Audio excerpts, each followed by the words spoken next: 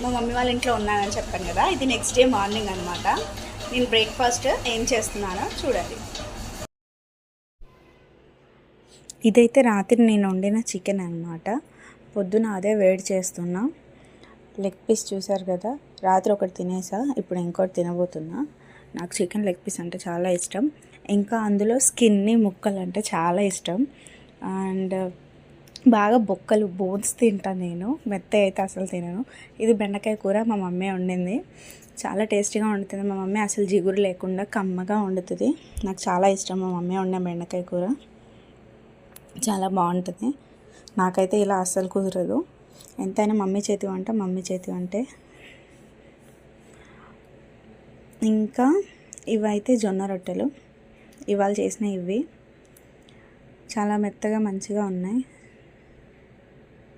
నేనైతే ఒక జొన్న రొట్టె పెట్టేసుకున్నా తినడానికి మార్నింగ్ బ్రేక్ఫాస్ట్కి.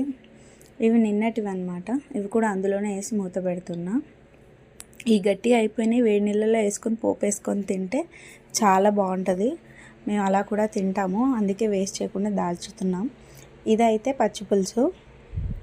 మా మమ్మీ పచ్చి పులుసు కూడా చాలా బాగా చేస్తుంది. మా మమ్మీ చేసినట్టు నాకు చారు అస్సలు కుదరదు. దీన్నే మేము పచ్చి పులుసు అంటాం, చారు అని కూడా అంటాం. ఇది మా స్టైల్ చారు అనమాట. అండ్ ఇది బూందీ.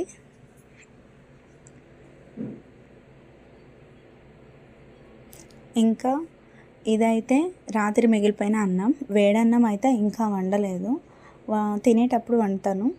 ఇది పచ్చడి. అండ్ కుండలో చల్లటి నీళ్ళు. సమ్మర్ కదా, కుండలో నీళ్ళు చాలా మంచివి ఫ్రిడ్జ్ కన్నా. ఇక్కడైతే చికెన్ వేడైపోయింది, ఇంకా స్టవ్ ఆఫ్ చేసేసాను. ఫ్రిడ్జ్లో అయితే పెరుగుంది, తీస్తున్నాను అన్నమాట.